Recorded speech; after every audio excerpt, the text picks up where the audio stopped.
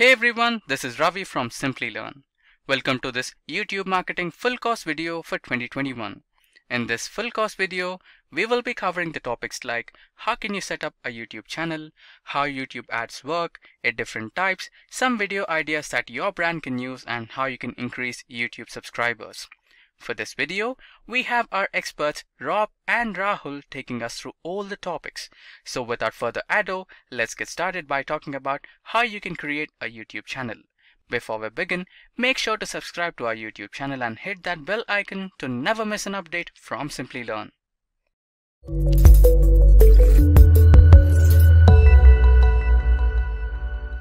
YouTube how-tos. Building a presence on YouTube is like fine-tuning the engine of a car to get maximum performance. In YouTube terms, this means maximum views and maximum subscribers to your YouTube channel. The instruments you have for this are the video itself, how you optimize it in YouTube, and the quality of the YouTube channel you create to promote your YouTube presence. If you do get maximum performance out of your YouTube presence, YouTube will reward you by giving you the opportunity to monetize your YouTube videos through the YouTube advertising platforms. By the end of this lesson, you will know how to use the new YouTube Studio Beta, how to upload and optimize a YouTube video, how to create and optimize a YouTube channel, how to create a playlist on your YouTube channel, how to make a great video, and how to monetize your YouTube presence. YouTube has just launched the new YouTube Studio Beta. Most of the YouTube features like uploading and optimizing your videos have been brought into the new YouTube Studio Beta. Some of the features, like creating your YouTube channel, still need to be accessed through the old version of YouTube Studio. Soon, these features will be brought into the new version, which will make the old version obsolete. When you are successful in YouTube, in views and subscribers, YouTube will give you the opportunity to monetize your YouTube presence. Upload video on desktop. To upload a video on YouTube, you can do that on the desktop and you can also do that on the mobile. Let's have a look at the desktop version of uploading your video. So what you do is you go to the youtube.com homepage. And as long as you're logged into your Google account, you see your little login account info here. You will then see on the left a little camera with a plus sign, and that's where you can upload a video. Click on that. You can then upload your video or you can go live streaming. So let's click on Upload Video. And that takes you to this screen where you can select the file to upload or you can drag and drop the video file. You can immediately add the settings for published, public, unlisted, private, or you can schedule the video. You can also import videos from your Google Photos drive. You can start live streaming from here as well. And there is a new feature which is called Premiere. This is where you can schedule a video and invite your followers to watch the video together with you. And when the schedule date is there, the video goes public on YouTube and you can watch it together on a Premiere screen. So what I'm going to do is to select the file to upload. I just click on the Finder and then I can drag the video file here in the box. And while it is uploading, I can enter basic info of the video. In this case, I will call it Flower Garden in Malaysia. You can then give a description, you can set tags. So when the processing of the video is complete, you can pick your thumbnail and then you click Publish and you will see that the video is live on YouTube. So let's select Set the Thumbnail. You can see that the processing is done and here I click to publish. The video is now live. So if I click here on the link, it will actually take me to the video and there is my video on YouTube, the Flower Garden in Malaysia. Upload video on mobile. To upload the video through your mobile, you have to use the YouTube mobile app. Once you start the mobile app, you will see at the top the little video icon. When I click on that icon, there are various options you can choose from. I can click record if I want to create a video that I want to upload. I can click on go live, that takes me straight into the live streaming of my video, or I can select a video from the video library on my phone.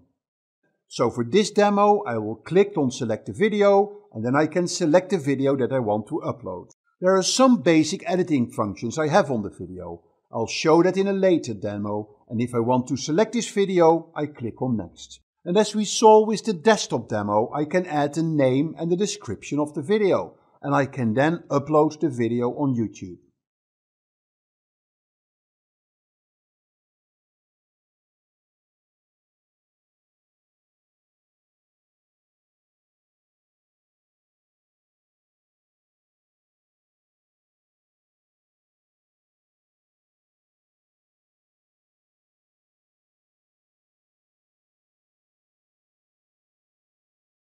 The video is now uploaded. So once the video is ready, you will see it in the list of the videos. And then obviously you can go into the edit mode to add more details in the title or in the description and optimize your video. So now you see that the video is uploaded to my list of videos on YouTube, and you can also see it's just placed above the video that I just uploaded through the desktop version of YouTube. YouTube Studio Beta. YouTube has come up with a new version of the interface to manage your videos on YouTube. It's called YouTube Studio Beta. Not all the features have moved to the new version. For those features that haven't migrated yet, YouTube will direct you to the old version of the interface. Or, if you prefer the old interface, YouTube will still give you the option to switch back to it. But like they do with migrations to new interfaces, after a few months they will switch the option to move back off. The new interface is very simple to use. Let me show you the desktop version of it, and then I will show you the mobile app for it. To access YouTube Creator Studio Beta, you have to be logged into your Google account. And when you're on the youtube.com homepage, you click on your little photo here on the right, and then you click on YouTube Studio Beta. That will take you to the YouTube Studio Beta dashboard. What you see here at the bottom left is Creator Studio Classic, so you can still switch back to the classic format of the Creator Studio. And again, if you want to switch back to the Studio Beta, you click here on Creator Studio Beta to go back to the new interface. There are still a few features like creating playlists, translations, transcriptions that sit in the old version. When you select those, you will go back to Creator Studio Classic. So what's there to see on the dashboard? First of all, you have your latest video that you uploaded with some basic information. You can go to the video analytics of this particular video and see comments. You also get a list of your channel analytics highlights. It gives you a link to your channel analytics and your top videos of the last 2 hours. And then here you see content that YouTube presents, like YouTube News and information about Creator Insider. Here they give you additional videos where you can learn about how to use YouTube. It will also show you some ideas on how to improve your channel, or in this case, help navigating the new interface. Here on the left, you have your main menu. You can go into your videos, analytics, check out the comments, go to the transcriptions of your videos and other features. And then down here you have your settings and link back to the Creator Studio Classic. So if we click here on videos, you have a list of all the videos that you have uploaded on YouTube. It's much friendlier and much better accessible than in the old Creator Studio Classic. So here you see the 2 videos that we've just uploaded. And then here you see what is the visibility of the video and the date that you published it. You will also see how many views, how many comments and how many likes or dislikes. A really good new feature here is the inline editing, as we call this. If I want to quickly change the title or the description of this video, I don't have to open the video and click on edit. I can actually click it here. I can actually change it here in line. So there's a few things I can do in line. Edit the title and the description, get a link, promote for advertising, download or delete the video. So if I say edit title and description and add in Cotswolds, and then I'm just clicking, and then I'm just clicking save, and you see it will automatically change the title. So this is a very easy and convenient new feature. I can click here and see the video directly on YouTube as well. And here you see the analytics. So when you click on analytics, it takes you to the general overview of the analytics, where you can see what's the activity and what's the views that we got in our channel. What are the top videos that people are watching? What is the real-time activity happening on your videos? And then you can see here about the viewers, the interest of the viewers, the built-in audience and how to earn revenue. So we'll get back into the analytics later, but at least here you have an idea of what you can get from the analytics. You can then check out the comments that you had on the various videos. You can look at the transcription files that you've had for your videos and which ones have been published. And then it takes you to your other features as well. In the settings, you can set things like the currency that you're using, what your default experience is for the Classic or for the new YouTube Studio Beta. You can have your channel settings like the name of your channel, the keywords for your channel, and the country for your channel. You can check on your community, you can add filters, you can look at the moderators and approved users that you can add, and you can look at other settings like your advanced channel settings or channel branding. But you will access these through the Creator Studio Classic. So this gives you a short overview of the Creator Studio Beta using YouTube Studio on a mobile. To access YouTube Studio on your mobile, you have to download the mobile app. And then when you open the mobile app, you get almost like a similar experience as on the desktop. It starts with your dashboard. This gives you an overview of your analytics of the last 28 days, the last videos that you uploaded, the last comments that you received, and the total number of subscribers you have to your channel. To access the menu, you tap on the hamburger button on the top left, and this gives you a similar list of options that you have on the desktop version. You can go to your videos, you can check your playlist, check the comments, go to your analytics, and change your YouTube settings. When I click on videos, it gives you a list of all the videos that you uploaded. For each video, you see the number of views, the number of comments, the number of likes, the number of dislikes. You can sort the videos by most recent, most viewed, and you can look at all the videos. You can filter by draft, by public, unlisted and private videos. The view from your mobile is very easy, and it's simple to browse through all the videos that you've uploaded on your mobile. You can look at your playlist and make some changes to your playlist. And then you can also check the comments on the videos. If you click on Analytics, you get more detailed stats about your videos. You can see your overview, any revenue that you would have made.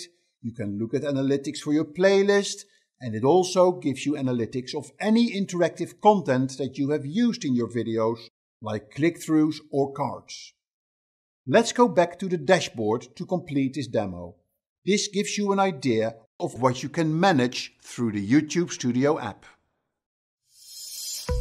Editing a video on YouTube. Now that your video is uploaded on YouTube, there are two things that you may want to do first. You may want to edit the video, like trimming the beginning or the end, or adding some special effects to the video. And you definitely have to optimize the video for search on both YouTube and Google. So let's have a look at both of these areas, and to start with editing the video. Let's take for instance this video here, a video blog that I did a little while ago. If I click on the video, it takes me to the area where I can add the information to optimize the video, and I'll come back to that later. But here you can click on Editor, and this takes me to a full screen video editing mode. It's a very basic video editing, so it doesn't give you all the functionality like for instance iMovie or Adobe Premiere, but it does the thing for you if you want to make some quick changes to the video. You can trim the video, you can add music or play with the sound of the video. You can add an end screen to the video and you could blur faces for instance on the video. These are basic functions, but they work really well. Let's have a look first at the sound. If I click here on audio and I open the audio library that YouTube has, it gives you a full library of royalty-free music tracks that you can add to your video. So for instance, I can select Hear the Noise. I can add that to my video. When it's too loud, you have a slider where you can say Favorite to the original audio. So now you hear my voice in the background. In today's video blog. Let's go back now and close this. You can also add an end screen to the video, and there are a number of templates you can choose from. An end screen will show during the last 20 seconds of the video. You can show a playlist or a subscribe button, or you can have reference to 2 different videos or 2 videos or playlists, so different formats that you can choose from. Let's pick the 2 video template. When I click on apply, then here you would see how that will show in the last 20 seconds of the video. When I play the video, you see that I haven't added any video, but this is how it would show as an end screen in your video. And then you can add blur to a video as well. You can blur faces, or you can blur specific areas in your video. This is all I will be showing you on editing your video. As I said before, it's a basic video editor, but if you want to do some quick editing on your video before you publish it, then this is a really good tool to do just that. Optimizing a video in YouTube Studio. So the next thing you want to do is to optimize your video for YouTube search and for Google search. So how do you go about it? When you select a video, let's take this one, Epic Fail, How to Ruin Your Life on an EasyJet Flight. You click on the video and that takes you to the basic optimization screen. There are a few things that are important here. First of all, the title. This title, Epic Fail, How to Ruin Your Life on an EasyJet Flight, is an interesting title. It tells people there's something happening here. It's very important to use a word like epic fail. People like seeing videos with epic fails. So remember, title is extremely important. There are 2 reasons why people decide to watch a video on YouTube. Number 1 is the title, number 2 is the thumbnail. And that's the next thing you want to optimize. YouTube will pick a few thumbnails based on your video, but you can also upload your own thumbnail. The third part is also important, the description of your video. It's important that the description of the video is in line with the title and what the viewer is going to see. Make sure you use keywords that are relevant to the video and to your business. And here you can add tags. Tags are key for the search. It helps people to find your video based on the tags that you've set. Here you can see the public URL of your video, and here you can decide on the visibility of your video. Do you want your video to be public, private or unlisted? Unlisted video will be public, but they won't show up in the search. Here you can select the playlist that you want the video to be part of. You can assign a video to the various playlists that you have on your channel. This is where you can create cards and the end screen. In the video editing demo, we looked at how you can add end screens and how you can add video cards to your video. If you click on it, then you see the editing mode, and here are the different types of cards that you can add. Like a video or a playlist or a channel, or you could even create a poll where you encourage viewers to participate. So you just click on the create and then you can pick a video from the list that shows up. That video will actually show up, and then here you see where the video card will appear. So if we go to the beginning of the video and we would click play, then here you see the suggested video popping up. So you can now save the changes and go back to the editor. So these are the basic settings for the optimization of your video, and you can also go to the advanced settings. There's a lot more that you can add in the advanced settings. You can add the recording date, the location of the video, and you can also add the license and right ownership of the video. If you are part of the commercial network with YouTube, you can select the syndication where you want your videos to show. You can select a category for your video, the language, and the caption certification when there may be television FCC regulations regarding closed captions. You can also upload your subtitles and closed captioning.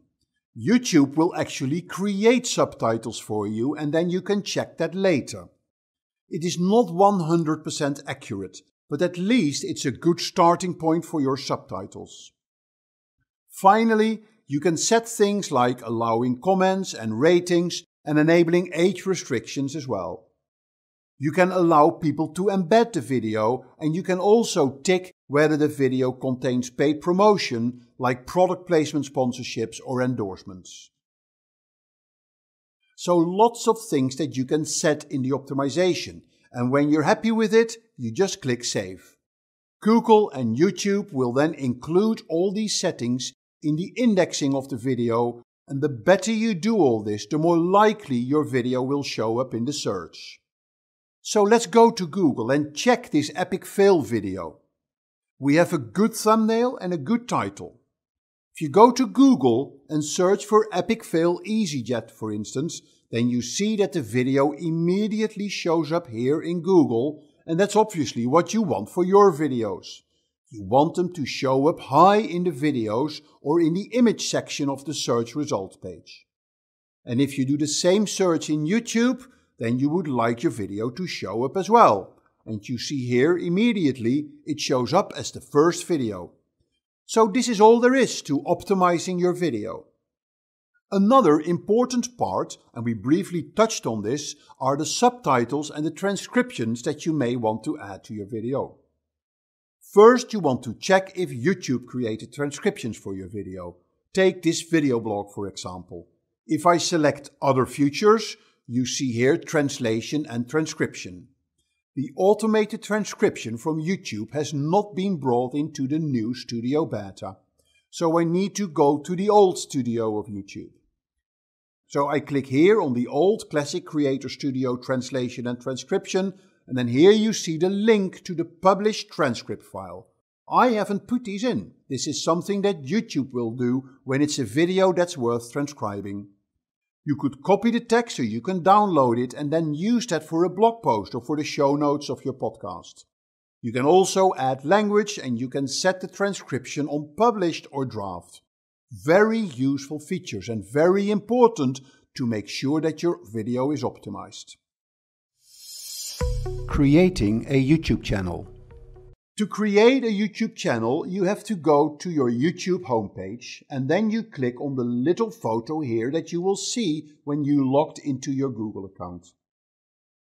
When you click on the settings, it will take you to the screen where you will be able to click on the button See all my channels or Create a new channel. So let's click on this and now you will see the screen where you can enter the name of your channel. And in this case, I'm going to call it Riyad Farasha. I click Create, and you will then get to the page where you can start customizing your channel.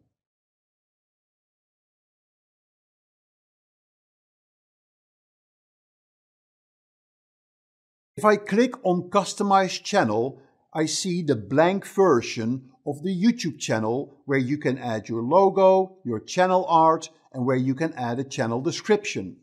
So let's start with adding a short channel description. Welcome to my YouTube channel of Riyad Farasha.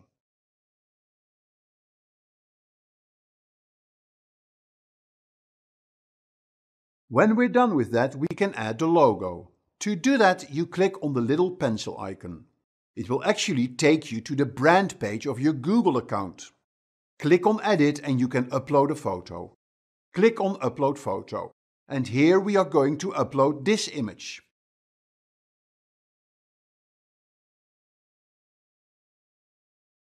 Once it has uploaded the photo, you can play a bit with the size of it.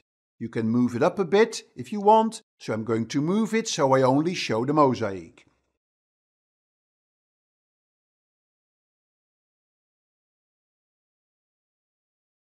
I click Done and then my brand page has been updated with the image.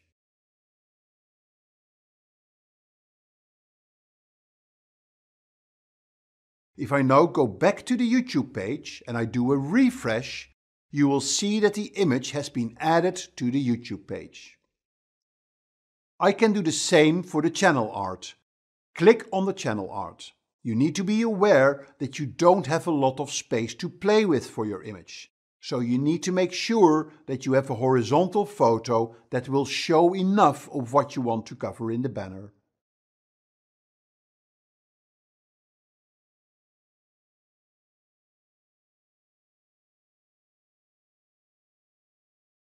A nice feature is that it will show you how it will look on the desktop, how it will look on the TV, and how it will look on the mobile.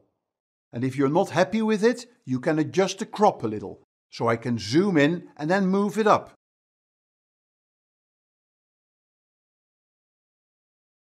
So at least I see a little bit of the mountains and a bit of the mosque on the photo. When I'm happy with it, I click Select and then you will see that you have uploaded the banner. And you are now ready to start optimizing your YouTube channel. Checking the YouTube channel settings. So the first thing you want to check when you start optimizing your channel is your settings of the channel.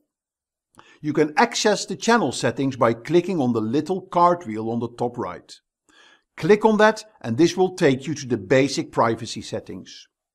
You can keep your videos private, subscriptions private, your saved playlist private. You can customize the layout of your channel and you can show the discussion tab. So you can basically switch all these options on or off. And you can also translate your channel info. The basic settings you can find on this little screen. But there are more options in the account settings and in the advanced settings. So let's look first at the options in the account settings. This is where you can look at what you're going to share on YouTube. You can look at your connected apps, for instance, in this section. Do you want any other apps to connect with your YouTube? You can also set how to connect your TV to the YouTube channel. You can connect your YouTube to a particular TV device. And you can look at your billings and payments and your playback and performance. This is where you can control your video experience. You can show annotations and in-video notifications. You can also set that the captions are always on, or when that's available, show automatic captions by speech recognition. You can also set the notifications for your YouTube, so you can receive emails about your activities. If you want updates from YouTube or notifications around channel subscriptions and other notifications like recommended videos. If I go back to the main channel page, and I'm going back into the settings, I can then also go into the advanced settings for my channel. In the advanced settings, I can check the country that I'm based. I can set keywords for my channels. I can disable interest-based ads and I can link my AdWords account. I can activate channel recommendations and display the subscriber account. This is also where you can integrate your YouTube channel with your Google Analytics. So look a bit further up here. I can see the branding options that I have, so I can add a watermark to my channel videos. I can also set defaults for uploading my videos. This can be quite handy if you have standard text that you want to use for every video. And I can set some standard tags, for instance. This can be helpful when you upload lots of videos, so the standard defaults are already set. And then finally, here you see the status and features of your channel. This is where you have all the different options that you have with your channel and you can check what the status is. The different elements that are enabled and elements that you are eligible for and the elements that you are ineligible for. For example, we're not eligible for monetization because we haven't signed up for it and we haven't passed the requirements for this. So for all these things, we can see whether we have it enabled, whether we are eligible, or whether we are ineligible. And that's all there is to the settings. So let's go back now to the channel by clicking on the logo, and we can then start looking at the optimization of our channel. How to optimize your YouTube channel. To start customization and optimization of your YouTube channel, you have to go to the standard channel page and click Customize Channel. Here you see the structure and elements of your YouTube channel. An important feature is that you can look at your channel as yourself, as a new visitor, or as a returning visitor. You can set a video at the top of your YouTube channel, which will change whether you're a new visitor or a returning visitor. But let's first look at the different elements of your YouTube page that you can change. You can add videos to your channel, you can add playlists to your channel, and you can connect with other channels. You can manage your discussions and you can put more info in your About section.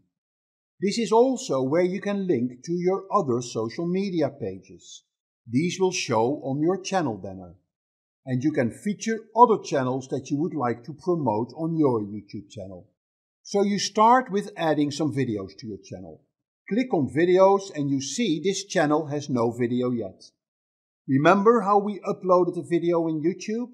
By clicking this little plus icon and we say upload video, we can then select the video that we want to upload.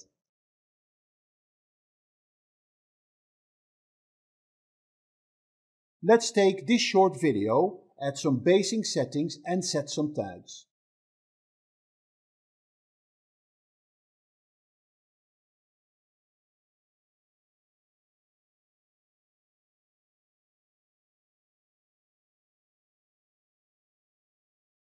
Once the video is processed, you can then publish it on your channel page.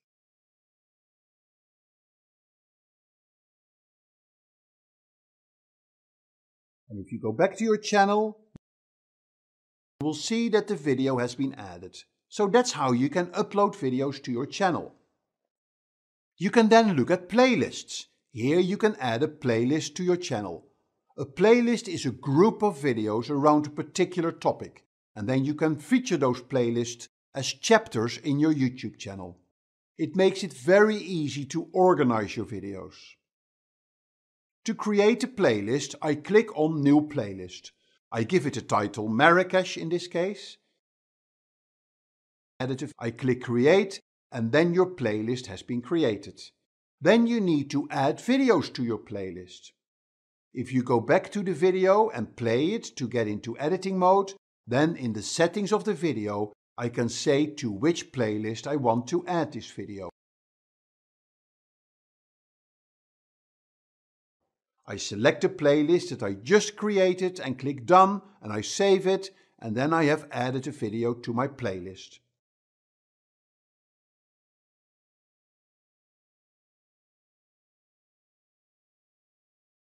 So if I now go back to my YouTube channel, I can click on Playlists and there is my Marrakesh playlist and it currently has one video. I can add channels, so I can link to any other channel I may have. I can manage my discussions and I can manage my About page in this section as well. I can activate business inquiries so people can send me an email through my channel. I can specify my location and I can add my social media links who will then show up in my YouTube channel banner. You can also add featured channels. For instance, I want to add the Social Media Examiner YouTube channel. I can add that and I can click Done and then it will show in the featured channels.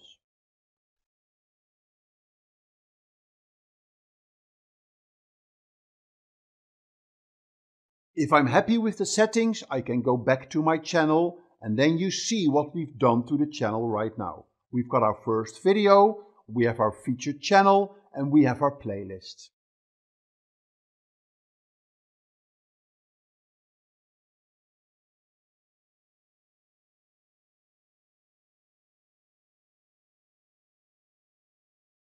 So this is how I can optimize my YouTube channel. One more thing. I would like to show you, if I click Customize Channel, then I can see here the featured content which will show up on the channel for either returning visitors or new visitors. If I click here on Feature Content and then I pick, for instance, the video that I just uploaded, then this is how it will show. I can add a heading for this content, so for example I can say Feature Presentation and I click Save.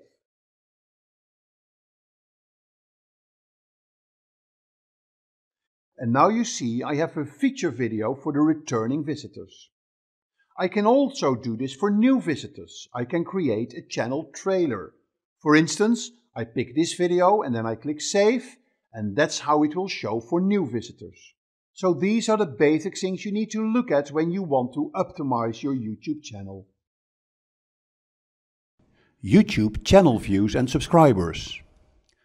Now that we know how to edit and optimize your videos and your YouTube channel, we will turn our attention to how to grow views and subscribers on your channel. First, there is your channel. Optimize your channel page, write a compelling channel description, use a great channel logo and a banner, and create a channel tagline. Then there are your videos. Make an awesome channel trailer video. Publish long videos of 10 minutes and more. Promote videos in your end screen. Add a branded watermark and add a subscribe button, and end your videos with a strong call to action. Thirdly, there is your channel management. Reply to every comment and heart great content. And finally, promote your channel. Embed YouTube videos in blog posts and promote your channel in ebooks, webinars, presentations and lead magnets. Doing all these things right will certainly help you in growing views and subscriptions to your channel. TubeBuddy is a great tool that can help you in growing your video views and your channel subscriptions. It's a Chrome browser extension and it adds a layer of functionality on top of your YouTube channel. It has features that focus on SEO, promotion and analytics. And it also tracks the video rankings of your videos, but also the videos of your competitors. It's a great tool to find keywords for your videos. And you can go to your competitor video and check what tags they have set and use these as keywords for your videos. It also helps you in publishing videos on your channel. You can schedule videos to be published and added to playlists. You can make bulk updates to your videos, including the descriptions. And it also helps you to create eye-catching thumbnails. Factors that make a great video. Of course, it's not only the optimization of the video that makes the video successful. It is also about the video itself. Done well, you can use your iPhone to make highly professional, cinema quality videos that are being watched by millions. As Unsane, a feature movie from film director Steven Soderbergh, proved. Let me give you some tips how to make great video. Think about composition, point of view and lighting first. Composition is about how you place the different elements in the scene. Put some thought into this. Use the rule of thirds and focus on people's eyes. I'll explain the rule of thirds shortly. Point of view is the angle you are using of the lens of the camera in relation to the subject. Be creative with this. Use a low angle or a high angle and change these regularly. Lighting can make the difference to a good or a bad video. Always be aware of your light source and also know that daylight is the best light source there is. But different times during the day can give different shadow effects in the video. For instance, noon sunlight creates unflattering shadows, whereas a cloudy day can produce more softer lights. Using the right equipment is also very important in shooting great videos. Obviously, your phone can fulfill most of the camera requirements, like shooting video and recording sound. And it will give you an acceptable level of quality. Make sure the resolution settings on your phone are on 4K or 1080 HD and it's set at 24, 30 or 60 frames per second. Avoid zooming, avoid backlights and use both hands. If you want to up the quality to professional, then you may want to use a high quality DSLR camera and additional gear like a tripod and a microphone. The Rode Lavalier microphone is a great mic that you can attach to your iPhone and your collar. It gives excellent quality sound and you can overlay that sound over the sound file of your video.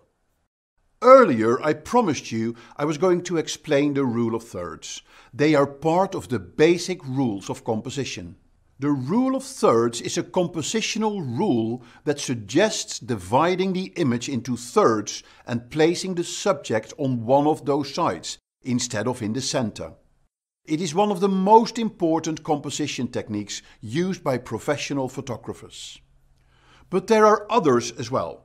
For instance, using balance and symmetry in your video or apply leading lines in your video.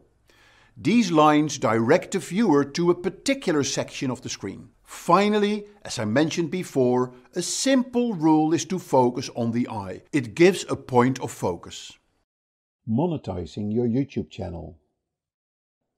There are various ways that you can make money with YouTube. But it depends on how strong your subscriber base is and how many views you get on your channel. If you are qualified, then you can participate in Google's AdSense program, which means that you can get revenue from ads being placed before or during your videos when people watch them. This works very well and many publishers on YouTube get a significant revenue stream through this channel. You can also try to get sponsorships for your channel. This can take the form of brand or product sponsorship for which you will get paid. You can also look into affiliate marketing. With this you can advertise products from your affiliate partners on your channel and you would get a percentage of the sales that comes in through your channel. And finally, if people like your videos, then they may commission you to make videos for them. As I mentioned before, you need to have a strong channel to qualify for Google's AdSense program, which means you need to have at least 4,000 watch hours in the previous 12 months and 1,000 subscribers. To sign up for AdSense, you need to go to the old version of Creative Studio and click on Channel and Monetization. You can set the monetization preferences and which video you want to run the ads with. If you qualify, Google will then approve your request and you are ready to start earning money with YouTube. Here are the key takeaways of this lesson. YouTube has recently launched a new version of YouTube Studio called YouTube Studio Beta. Getting views and subscribers on your YouTube channel is based on your video, the quality and optimization of your channel, and how you promote your channel. Composition, lighting and point of view are important contributors to the quality of your video. And you can make money with YouTube through advertising, sponsorships and commissioned work. Welcome everyone, this is Rob Sanders and welcome to today's webinar, YouTube advertising. So today we're going to talk about YouTube advertising. So thanks again, I'm Rob Sanders and I'm with Simply Learn, and let's get started. And we're going to do a little role playing here. And let's just say you're an advertiser and you're not sure where you want to advertise your products. You have a product that you want the entire world to see. Well, if you want to advertise your products, and let's just say you have some really good video of your product that you want to get out there. Really, there's no other place to look to than one place in particular is YouTube. Hence the reason why we're doing this webinar, because today we're going to talk about all things YouTube advertising. And for those that don't know, YouTube is owned by Google, and a lot of what you're going to do is advertise on YouTube via Google Ads. So today we're going to talk about YouTube advertising, and we're going to focus somewhat on Google Ads. So buckle up and let's get started with why is advertising on YouTube a good idea. So why is it a good idea? Well, If you haven't been on YouTube of late, you should check it out, youtube.com, and just take a look at the vastness of videos that are on YouTube. Now, YouTube is a video platform, but if it was a search engine, it'd be the second largest search engine in the world, only behind its parent company, Google. So it's a very big platform with a lot of videos, and hence there's some good search functionality on YouTube. So you can look at it as a search engine. There's 1.9 billion and growing logged in visitors on a monthly basis. So you have a lot of people that go to YouTube and watch videos on a daily basis. Okay, it has local versions in more than 91 countries. So if you're an advertiser who's focusing on a specific market, or you're in a different market with a different language, you have 91 different options to hone in on. Okay, so a little bit more about YouTube here, and why is advertising on YouTube a good idea? Well, most YouTube users are on mobile.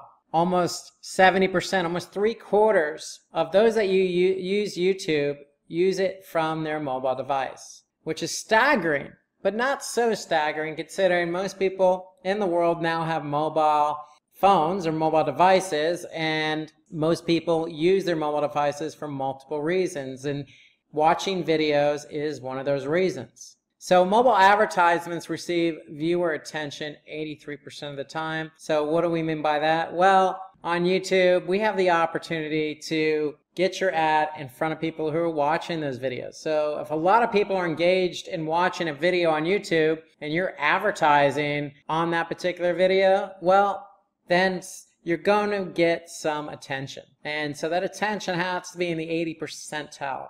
Okay, so a lot of people are going to, pay somewhat attention to your ad. And it's no secret, video ads have proven to be more effective and engaging, creating greater impact. And that's just not on YouTube. I mean, that's on Facebook. That's on other platforms like Twitter, Instagram. So video is an engaging way to communicate. It's a lot better than traditional text. It's a lot better than, say, a display banner, because it's engaging. People are going to watch what you have to say. And if they like it, they're going to share. They're going to comment on it. They're going to subscribe. There's a lot of things that people can do when it comes to video advertising. So video helps expand your digital reach. So basically, if you are running those text ads and display ads, well, having video kind of adds some more arsenal to your advertising portfolio, so to speak. So if you're running just those text ads and display banners, that's fine. That's great, because you can reach a lot of people. But having video just adds another piece of the element. And because video is so engaging, you might find that even for yourself, if you're advertising different types of ads, video, display, or text, you'll find that, video does have really, really expansive reach to a particular audience. And the other thing here about YouTube is YouTube helps to find a relevant audience for your ads using advanced targeting. So just like anything else that we've talked about here at Simply Learn when it comes to advertising, whether that be Facebook or Instagram or Google Ads, we can really hone in on our audience here. And that's really important, and we'll get to that later, because when you're advertising, you want to make sure your ad is in front of the right people. And if we're talking about video and we're talking about high engagement, if you have your video in front of a really relevant audience, then chances of that audience engaging are going to be even greater. And then YouTube and video ads themselves provides a situation that can be customized to fulfill your marketing goals. And so what do we mean by that? So basically, YouTube allows us some additional features where we can customize our ads. So meaning, if our marketing goal is to just get our ad in front of millions of people, well, that's not a problem. If our marketing goal is to get people who, we want to convert, well, we can customize our marketing goal towards that as well. So just like on Facebook and some of these other platforms we've talked about, YouTube is no different. And so we could set specific marketing goals for our video ads. Some other good pointers to talk about here with YouTube. So with YouTube, just like on Google Ads, we can enable running cost-effective campaigns. And what do I mean by cost-effective? Well, meaning we can really watch our budget. We can measure how much it costs for 1,000 people to watch our video, or we can measure how much it costs for somebody to click on our video ad. We can measure the cost of when somebody clicks on our video ad and converts. How much is that costing us? So you can really run cost-effective campaigns even on YouTube. And YouTube helps determine how successful your ads with advanced analytics. So not only do we have analytics on the YouTube side of the house, but we also have analytics on Google Ads. And so we can really hone in and use both platforms to really figure out exactly how our ads are performing. And then ads that have reported a 500% growth in views of the channel's other videos. So basically you can see growth in views just by advertising on YouTube. So let's get in now to what are the types of ads you can run on YouTube. So we discussed all the benefits of YouTube. We can go on for another 2 or 3 hours because there are plenty of benefits. But I think you get the point of YouTube being a place where you can grow, measure, and reach a custom audience. So you're already sold on YouTube. Now let's talk about those types of ads you want to run on YouTube. So depending on what goal you want to achieve with your ads, there are different types of ad formats available on YouTube. So our first set of ads evolve around building brand awareness and ad recalls. So if you're in the business of promoting your product or your brand or your service, then these are the type of ads you want to run on YouTube. Building brand awareness and ad recalls, because what it does is it's really going to get your ad out there in front of thousands and millions of people. Lots of eyeballs, lots of impressions. Impressions are the number of times your ad was seen. So ads centered around brand awareness are really ads that are going to put you out there in front of a large number of people with the goal of potentially attracting new customers and ensuring your brand is on top of their mind. So top of funnel, brand awareness is always introducing the brand, getting people familiar with the brand, and getting them to your website so that you can introduce them to your brand and service and product. So that's the whole idea behind the ads we're going to introduce behind the goal, building brand awareness and ad recalls. So let's take a look at what those are. So we can build brand awareness and ad recalls. So we call these types of ads true view for reach. Okay, so when we say true view, meaning our ad's going to appear in front of a video, and we want to make sure that that ad's in front of a lot of people. So skippable ads that will enable your brand to reach as many people in your target audience as possible at the most efficient price. So the whole idea is if we're trying to build brand awareness, then we could set it up on YouTube so that our ad appears before other videos. And that's going to ensure that our ad is going to show up in a lot of places based on the audience we target. And if we can get our ad in front of a lot of people, a lot of targeted people at an efficient price, then how can you say no to that? So these ads are skippable, have an open video length, and their bidding is based on cost per 1,000 impressions. So cost per 1,000 impressions, CPM, means that you're paying YouTube for every 1,000 people that looked at your ad. Okay, so that's what cost per 1,000 impressions or CPM means. That you're paying YouTube not when somebody clicks on your ad, but when 1,000 impressions occur. And an impression is when somebody looks at your ad. And so that's what you're going to be paying YouTube. You're going to be paying them for 1,000 views or impressions, basically. Okay, so the ads are skippable, but they have an open video length and it's based on eyeballs. So that's the whole goal there. When it comes to brand awareness, you want to go with a CPM model. That ensures you're getting your ads in front of lots of people to accumulate impressions and pay by impressions. So this is what the ad looks like. And now we're going to talk about the type 2 ad that you can run on YouTube. And we call these bumper ads. So they're non-skippable ads with which you can share your brand's message in 6 seconds to drive reach and impact. So we've all seen these videos before, and I'm going to share an example with you here. When you're on YouTube, you really can't get to that video that you really want to watch until you watch a few seconds of that video ad. And so that's what these bumper ads are. They allow you to really make sure that your ad is in front of that target audience still. You'd still pay by impressions, but you know that your ad's going to run for a few seconds. And the idea behind that is really you want to get your message out there, and it really does help to drive reach and impact. And so let's take a look at an example on YouTube of what a bumper ad looks like. So here's an example of a bumper ad on YouTube. Again, it's only 6 seconds, but this example is pretty popular on YouTube. It's been viewed a lot, and we're just going to take a quick look at this video here. This video ad is 6 seconds, but the whole point is to really look at the ad's purpose. And so if we hit play,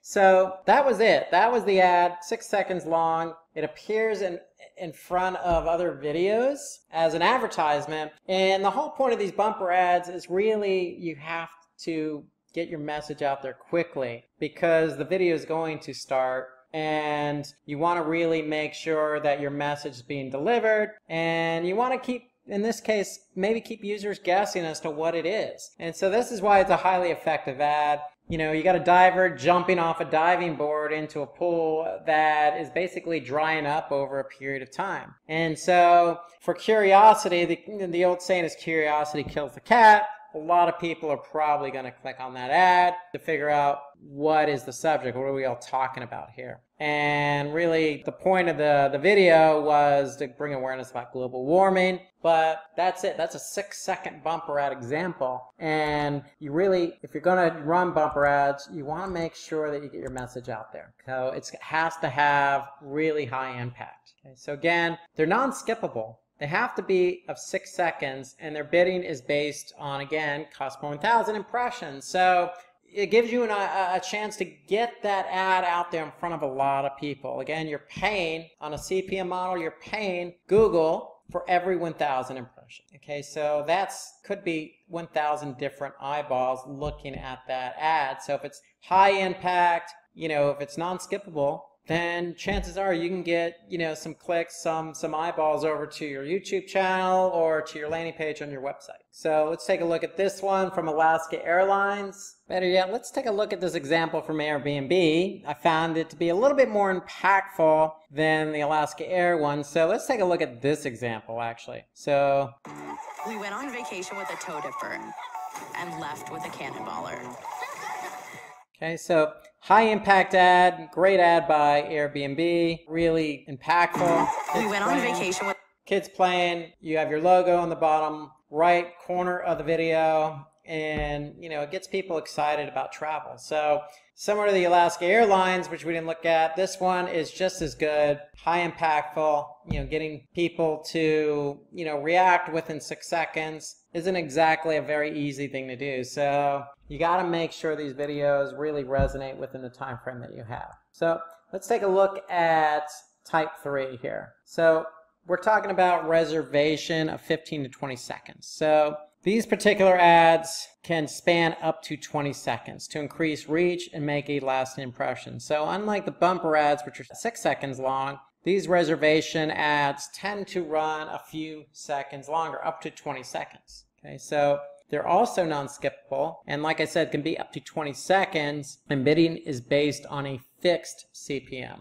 And what do we mean by fixed CPM? Well, if you're bidding on a regular CPM model, meaning that you're paying Google for every 1,000 impressions, that number could be variable, what you pay Google. In this case, the fixed CPM is fixed at a certain rate. It could be $10 for every 1,000 impressions, $20. It really depends on where you're advertising and who else is advertising. So let's take a look at some examples of a reservation ad on YouTube up to 15 to 20 seconds long. So here is an example of a 15-second ad, also called a true view ad. So you can see this ad is going to run for about 15 seconds before the video actually plays. It's non-skippable.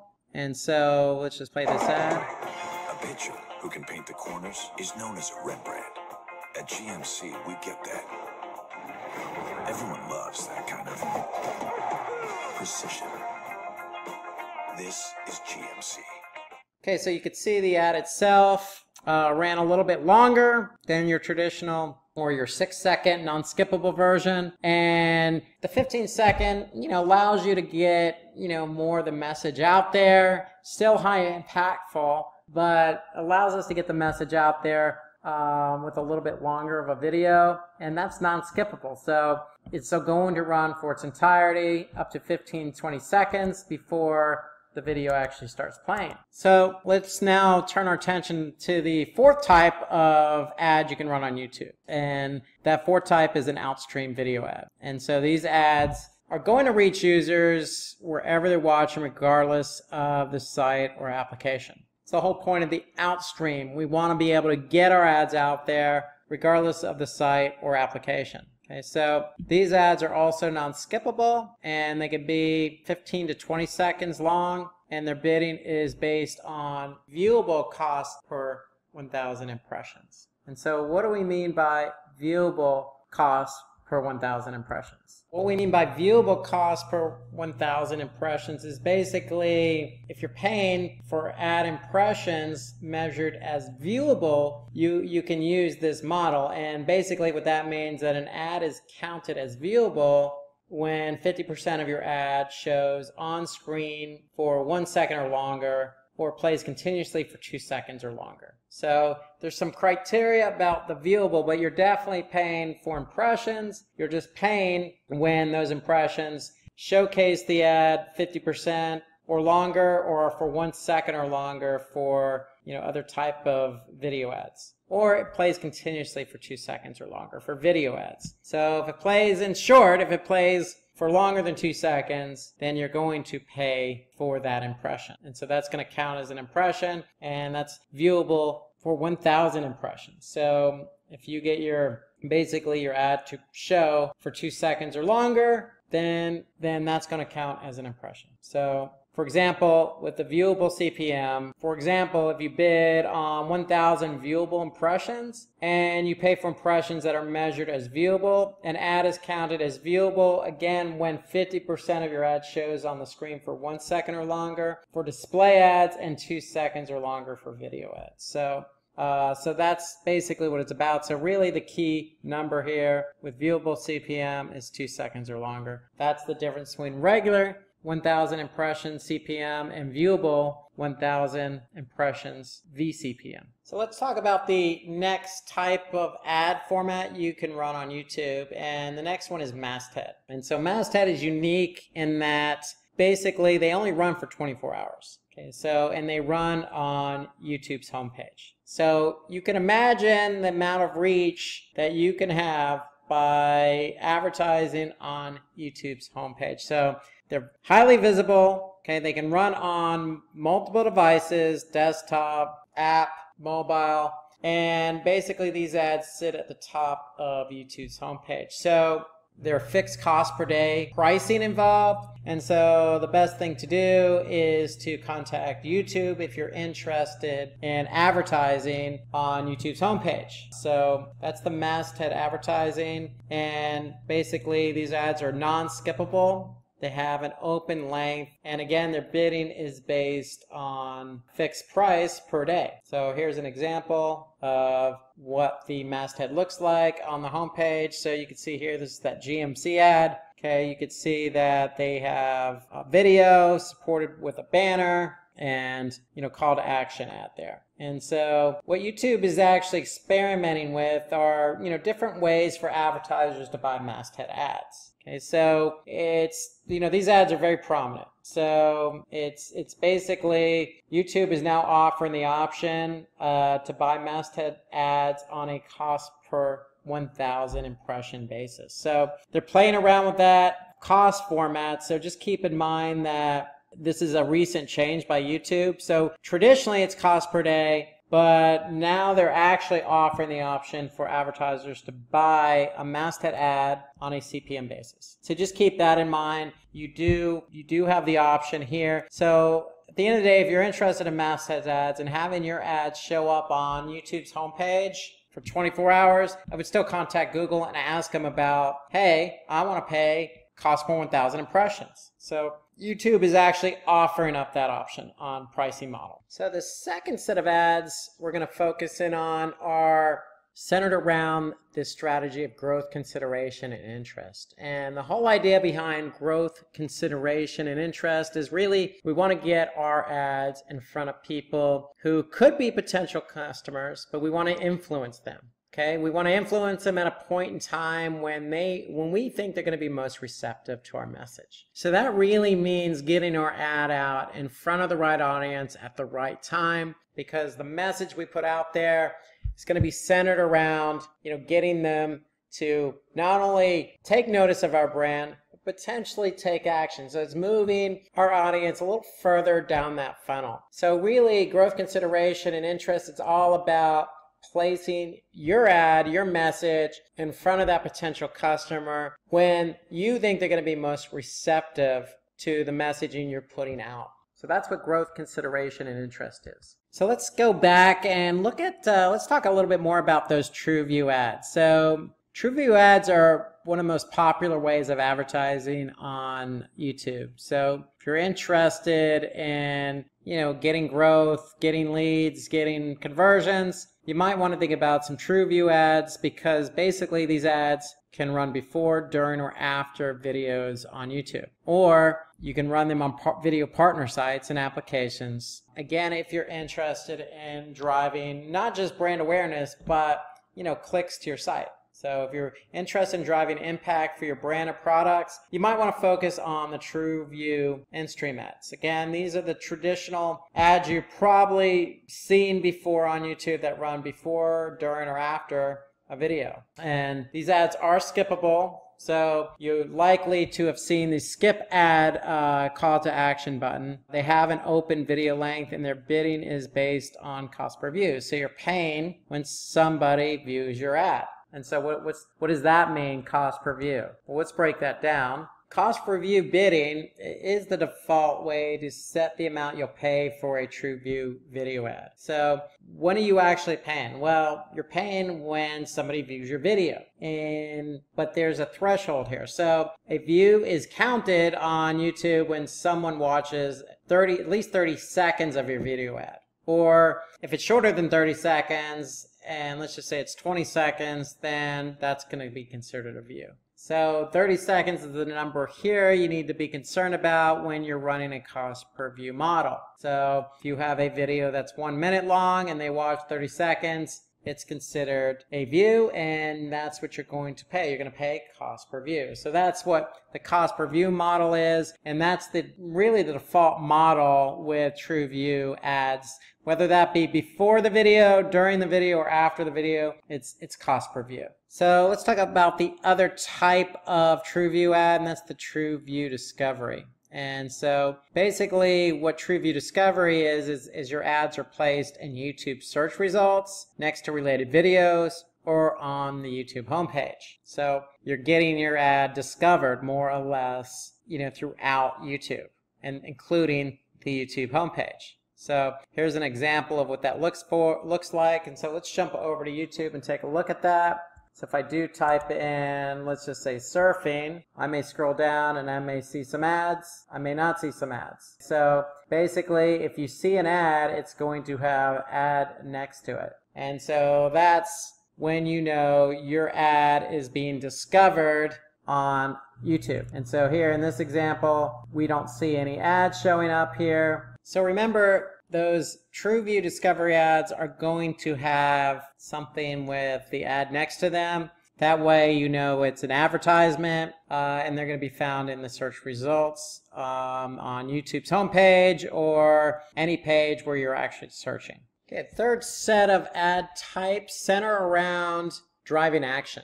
And so the whole point of driving action is getting that potential customer to actually take action on the ad that they see. So in the case of videos, we're going to have some call to action, stronger call to action to get these folks over to the website to purchase or download or sign up for a newsletter or do something you want them to do in terms of your business model. So if your business model is selling a product, then the whole point of driving action on your ad is getting them to buy your product.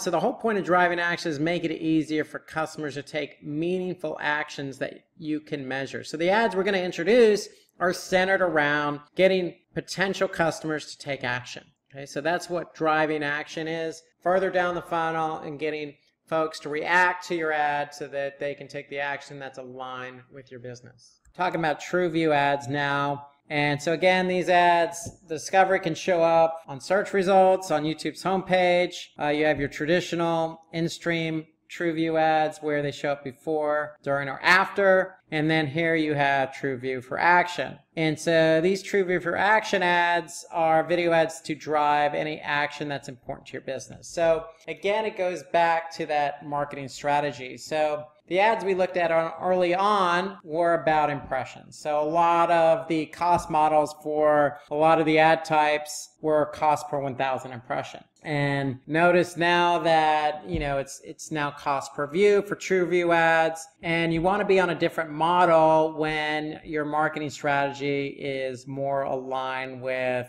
getting people to take action. That's important to your business. For example, shopping or buying something or getting a quote or downloading something. So if that's your marketing goal, you want to go with a TrueView for Action if that's what's important to your business, because these ads are intended to get users to interact with a clickable button that leads to your site. So that's the whole idea behind TrueView for Action type ads. Okay, so these are skippable, they have an open video length, and their bidding is based on cost per acquisition. So CPA, different cost model. So let's now talk about what CPA is. So the cost per acquisition model is, in this case, since we're trying to drive action, we're going to pay when somebody actually takes that action. So if somebody actually does shop and they spend $20, then basically you're going to pay for that acquisition. So basically, if it's to download something, whatever it costs for you to get that person over and they actually download, that's what you're going to pay. So cost per acquisition is really a model based on action. So when somebody actually performs that action, that's when you're actually going to pay Google. So that's what CPA is, and that's what the YouTube TrueView for Action ads are all about, trying to drive action. So let's talk about the universal app campaign for video. And so this is all about driving action as well. So these ads promote your app on YouTube. So where your ads are more likely to be clicked and your app downloaded. So again, targeting an audience, and really it's about, getting people to look at your application, your mobile app. So that's what these ads are all about. They're about promoting your mobile app on YouTube. Okay, so these ads are skippable. Okay, they have an open video length. Okay, meaning you can make them as long as you want. And again, their bidding is cost per acquisition, but you also have some additional models as well. So we already talked about what cost per acquisition is because this is a actionable based ad. So we want people to do something like download our app. But you also have another cost model here, cost per install. And you only pay when that person who watches or sees that ad clicks on it and actually does install the app. Okay. You also have another model that you can apply here, and that's the return on ad spend. And a return on ad spend basically is you're asking Google, hey, I want to make sure that if I'm going to run this type of ad, I'm getting my return on investment. Meaning if I spend $100, am I getting $101 back? So that's the return on ad spend. That's a cost per install and a cost per acquisition. So you have three models here for the universal app campaign. About some important metrics for YouTube. So we've thrown around a lot of different cost models when we talked about the different types of advertising you can do on YouTube. And so with that, there's a lot of metrics. So let's go through some of these metrics here. You have views, clicks, you have view rate. So you have all these different types of metrics. And for some of you, it could be confusing. So what do I need to look at? What do I need to measure? So it really does come down to, what's important to your business. That's always first and foremost. But here we listed some of the most common metrics available to you with YouTube. Okay, so let's go through some of these. And basically a view is just, it shows the number of times people watched or engaged with your video ad. So a view rate is basically the number of views or engagement your ad receives. and the number of times your ad is shown. Okay, so divided by the number of times your ad was shown into the number of engagements. So if your ad was shown 100 times and you had 1 like or 1 click, for example, then that would be 1%. So average cost per view is the average amount you pay when a viewer watches 30 seconds of your video. So remember, when you're on a cost per view model, remember 30 seconds is the magic number. So if your video is only 25 seconds, then remember that's going to be the view. So it's got to be minimum or maximum 30 seconds. If your video is under 30 seconds, it's 25 seconds or 20 as an example, then it's still going to count as a view. If it's a minute and somebody watched at least 30 seconds of it, then that's going to count as a view. So just keep in mind 30 seconds is the magic number here for the view. So if somebody watches at least 30 seconds of your video or engages with your video, that would be a cost per view. So that's the average amount you're going to pay. And watch time is basically, it measures the total amount of time people watched your video ads, shown in seconds. Okay, so it's the total amount of time. So it gives you an idea of how many minutes total your video is run. So let's focus on clicks. So clicks is a common metric across the board.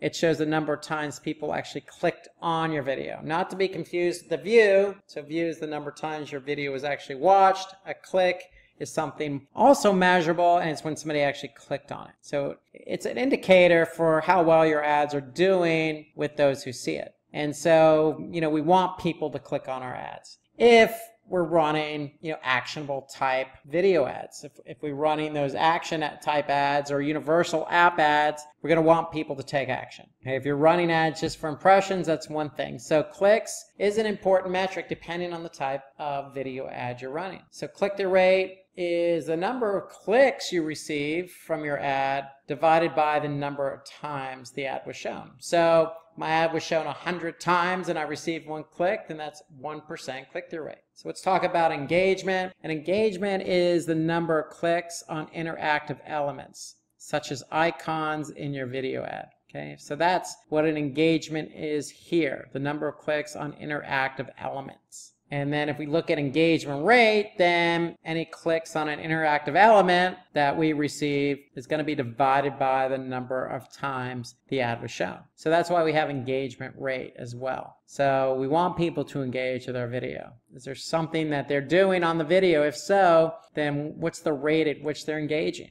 Earned views, so that's a number of viewers who have seen subsequent videos on your channel or watch pages after seeing your ads. So watch pages or videos on your channel, if a viewer has seen those after seeing your ad, then that's going to be called an earned view. So somebody's seen your ad and was impacted by what they saw. If we look back at the examples we shown earlier on with the global warming or the GMC or the Airbnb ads, if I saw those ads and I said, man, that's really a cool ad or that's really a good message, I'm going to go over to that watch page or I'm going to go over to that channel and see what other videos they have. When you do that, that's an earned view. And then if you can get an earned view, you're probably going to get an earned subscriber because it's the number of viewers who subscribe to your channel after seeing your ad. So again, going back to any of the ads that you've ever seen, if you've ever gone over to their channel and then subscribed to the channel, that's an earned subscriber. So your video ad is doing something for you. In this case, it's getting you a subscriber. So let's talk about how to create a YouTube ad. So this is going to require some access to Google Ads, and we'll go over that in a few minutes here. But first, we need to think about setting up a campaign and setting up a campaign goal. Okay, what's the goal of our campaign? So to get eyeballs, we want to pay cost per 1,000 impressions, or we want to run some actionable type ads to get people over to our website. So that really is step one. We need to identify what the goal of our campaign is. Then we need to create the ad. So we want to be able to create a video ad here that is going to show on YouTube and to our target audience. So, or whether it be a bumper ad that's only going to be 6 seconds long, we need to be able to figure out what type of ad we want to run. So here I am in Google Ads. If we're going to run a campaign on YouTube, we need to make sure that we're choosing a display campaign. And so remember, the first step is, setting up that campaign, setting up that campaign goal. So we're going to go ahead and select a new campaign here. We're going to run a new campaign. And so what's the goal of our campaign? So if we're just out to generate brand awareness and reach, that's certainly fine. If it's all about sales or if it's all about leads, then the type of video run is going to be a little bit different. So if we select brand awareness and reach, okay, here we're going to select the campaign type. And so if we select video, basically what we're doing is we're going to tell Google we want to go ahead and set up some video ads on YouTube. And so here you can see the different types of video ads we discussed today. We got your bumper ads, you got your skippable in-stream, non-skippable. So the difference being that if it's non-skippable, somebody has to watch the entirety up to 15 seconds. Okay, so we have our outstream, which is basically our viewable CPM model. So we're going to go ahead and check one of these types of campaign types or ad types. So we're going to click continue, and then once we do that, we're going to get prompted to move forward with selecting our ad. So you can see here, after I set up my campaign, now I'm just going to go through some of the settings for my ad, and I'm going to give it a campaign name, a budget, okay, when it starts or ends, the bidding strategy. So again, we're going to focus on cost per 1,000 impressions. And then here's the network. So this is an important selection here. So we're dealing with YouTube videos. So we'll also have the option to select video partners on the display network. So that means that if you want your video to show on websites that want to host ads in video format, then you can select this option here. Notice you also have this option available if you're running certain types of ads on YouTube. We're running those bumper ads, so bumper ads aren't available on search results. So I'm going to stick with the video partners, okay, YouTube videos, and here we can get into some other specifics like language, country, the type of inventory. So here you can see the default is standard inventory, so that means that this is what Google recommends. We want to show our ads on content that's appropriate for most ads. Okay, so we can go expanded or limited, so we're going with the recommended here. Okay, and then when we go down, we're going to have an ad group. So when you create an ad campaign, you can have an ad group. So with an ad group, that means that we can have a more or less a video in every ad group we have, but we have to have at least one ad group. So we're going to go ahead and set up, this ad group here. And here's where it gets interesting and important, because here is where we can start targeting our audience. So here we got demographics. Okay, so we can choose gender, age, parental status, household income. Okay, we can focus in on audiences if we want to, so we can choose a specific audience that we've set up. We can get some ideas or browse specific audiences. We could also choose a specific placement. So here you have YouTube videos, or we can go with YouTube specific channels, okay, or we can even be on apps. Okay, we have to set a bid for our target CPM, and once we do that, basically it's all up to now for us to add our video ad. And so remember, in this example, we're going to the bumper ad, so we're looking at about 6 seconds. And once we do that, then that's pretty much the campaign. But I just want to stress here that when you're setting it up, ahead of time, you want to make sure you identify what the campaign goal is. And then that's going to align with the type of video you're going to run. And then once you choose that type of video, then it just comes down to where you want that ad to be and who you're targeting. So it's really crucial here that you go through these steps and these options very closely. So because you want your video to show in front of the right audience on the right placement. So let's talk about how you can optimize your YouTube ads. So once you get your campaign set up, once you select your channel or the type of videos where you want your ad to be, and you select your target audience, and you're off and running with your video ad. Well, we're going to give you some tips here that you can focus on for optimizing those ads. And so going back to what I was just saying on the setup, you want to carefully define your metrics and goals. Okay, so that's step one. So when you're setting up the campaign, remember you have that option to choose the type of goal for your campaign. That can be brand awareness, it could be a sale, it could be a lead. So to me, that's the a very critical step one. So you want to make sure you align your goal with your video. And then the second is track low performing ad placements. So if we just ask Google to place our video ads anywhere they want, then it's up to us then to go through and choose the ad placements and remove them. Okay, so let me show you an example of what that means. So if I'm back in Google, I'm going to go to my campaign and I'm going to select placements, and here I can see placements, but then I'm going to select where my ads showed.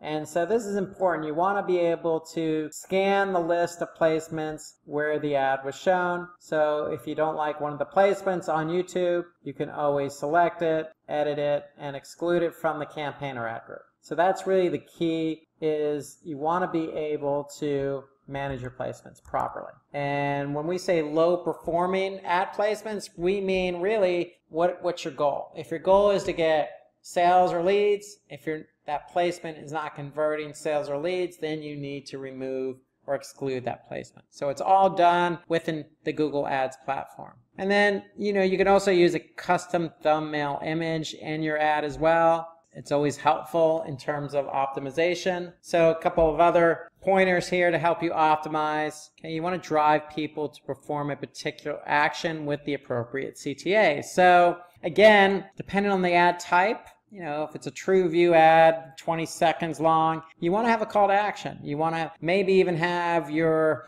domain name at the end of the video, so at least somebody knows where to go. So you always want to have a call to action with your video ad. You want to use negative targeting to specify who gets to see your ad and who doesn't. Okay, so that goes back to your settings. So you can pick and choose who your target audience is. You can pick and choose who you don't want your audience to be. Okay, as another setting, you can use closed captioning in your ads to make it more interactive. So that way people can actually see or read what the ad's all about, just to make it a bit more interactive. Okay, you can always perform A/B testing on your ads. So if you have one ad version, you can create another one just to see which one performs better. Testing is always a positive. Okay, so if you're paying too much, maybe think about reducing your bids. So if you remember, we set a $10 CPM bid. That may be too much. Maybe we don't need to pay $10. So we can always reduce our bids at the ad group level. So reduce bids in areas where you see lower performance. So in other words, you don't want to pay a lot for poor performance. You can also use remarketing to re-engage with customers. So if somebody views your ads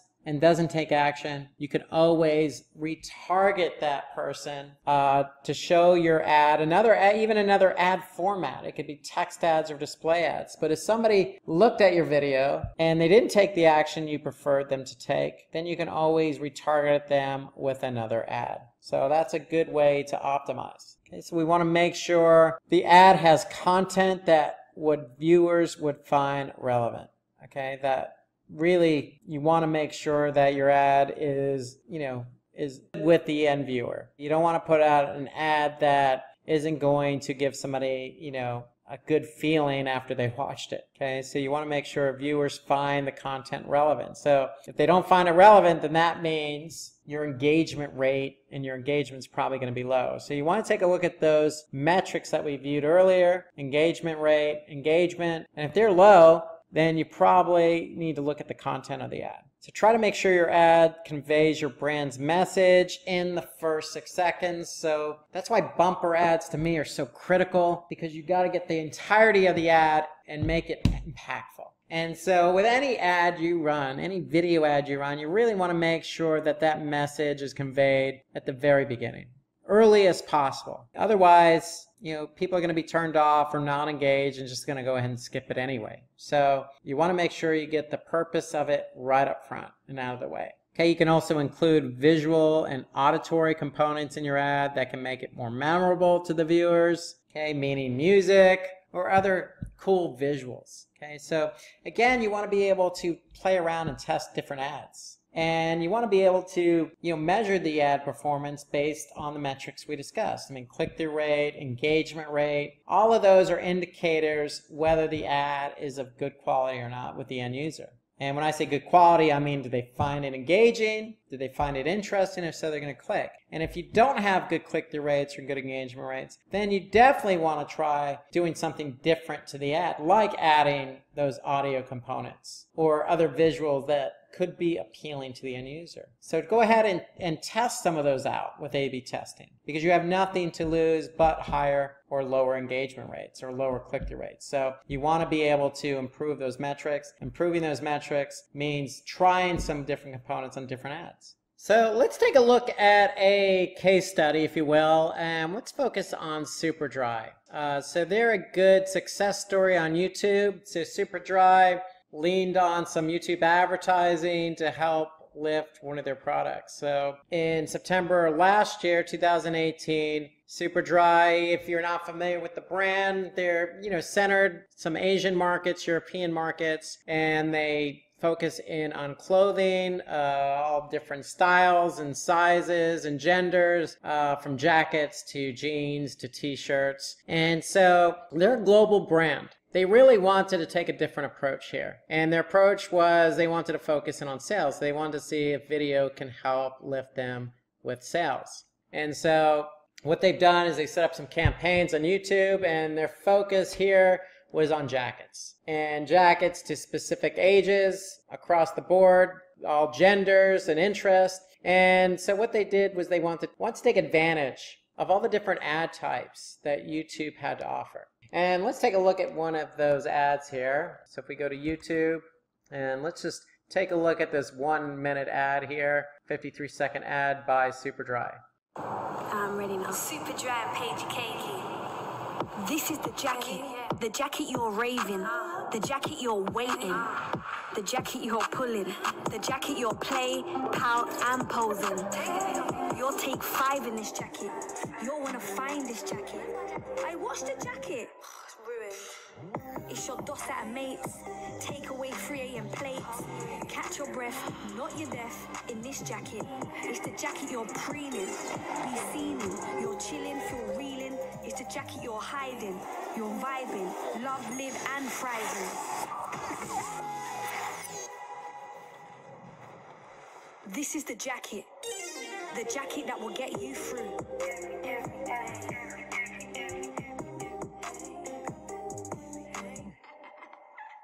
So that's the video that Superdry ran. You could see that, it had some particular goals there. And so Superdry is pretty well known, so it probably wasn't built around brand awareness per se. It was probably growth consideration and interest, and also driving action. Okay, so pretty cool video. It was definitely not a bumper ad, because bumper ads are 6 seconds. So it was definitely a true view, probably take action. And so whatever ads they actually did run specifically, they did see a lift. And so we kept pulse on Superdry's account, and these videos actually had 4.8 million views. And so cool video, ran for 53 seconds, not a long time, not a short time. Was able to, target their audience, a younger crowd. You noticed in the ad, they had different jackets, both female and male, different gender types. So they were messaging a very broad audience of gender. Some younger people is who they were targeting. So younger people tend to slant on YouTube, and so they were able to get some nice views out of it, 4.8 million. But the more important thing is because these videos were to drive action. And so they were able to see a 4-to-1 ratio on return on investment. And as a result, these jackets saw a 138% increase in brand lift. The jacket ad. So it was a pretty successful campaign. See as well, choreographed, good audio, good video, just well professionally done. And they probably were able to now get a few more loyal customers under their belt because of this ad alone. So that's the power of video, okay? So you're able to know who your target audience is. You can go out and target them with a cool video. And given that YouTube is vast, then you can really take advantage of a lot of their ads. So what they probably did, again, was those TrueView in-stream ads with a cost per view through a skippable video ad format. And they also use the shoppable ad format. So that is another option on YouTube. So they took advantage of all YouTube had to offer.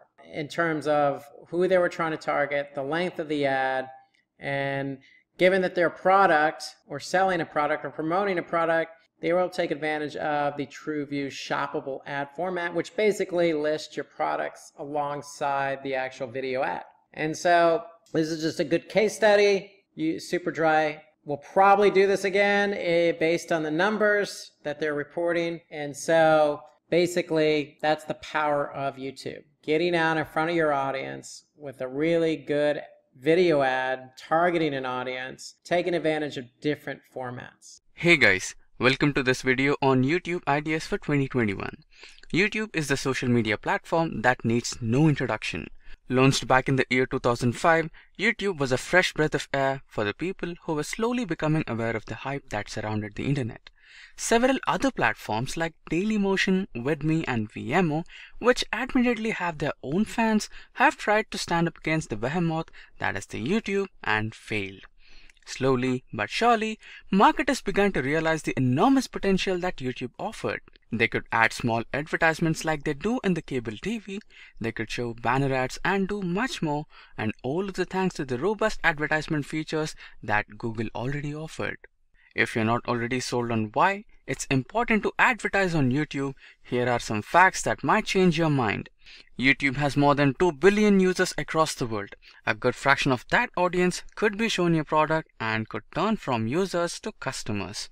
Next important fact is that 8 out of 10 marketers consider YouTube to be one of the best platforms to advertise their products and services. Followed by that, people watch 1 billion hours of YouTube per day. As you watch this video, you are contributing to that number.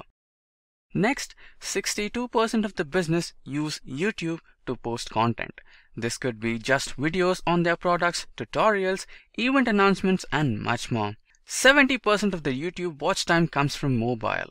This means that when you create an advertisement for YouTube, you keep the mobile users in your mind. And finally, 90% of the people say that they've discovered new products or brands on YouTube, which means that by posting on YouTube, your brand awareness is highly likely to increase. Now, let's talk about the video ideas. The first one is behind the scene videos. These videos give you the opportunity to showcase your audience how your business or brand operates. A creatively made video on the inner workings of your business will show off a more human side of your brand and make you more relatable to your audience. It is also guaranteed to get you loads of views and engagement. Here's an example how Amazon showcases the warehousing and distribution aspects of its products. It takes the viewers into the factories and involves the various people working there. This shows to the audience that even a large organization like Amazon, how each individual has an important role to play in the overall process. Next we have the company culture. A video that highlights your company culture will tell the audience what your business goals are, what its values are, and why it exists. It can also focus on the various people who make sure the company works in the way it does. This can help better connect with your audience. Here's an example, a company culture video created by GoDaddy, the popular domain registrar. The video talks about how GoDaddy creates a fun, inclusive, and energetic environment for its employees.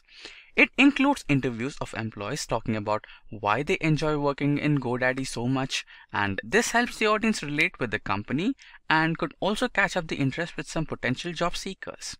Next we have the third idea, that is the marketing team. A brand is nothing without the people working behind it, and that's where these videos come in. These videos will help shine a light on the people who create the products that the audience knows and loves. This helps create a personal connection with the audience. These individuals can end up becoming mascots for your brand.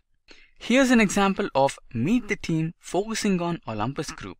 The video goes into the history of Mascot Maker's brand and the people that make it a grand success. The light-hearted tone of the video also greatly helps with making it more relatable. Now we have number 4, product showcase or announcement.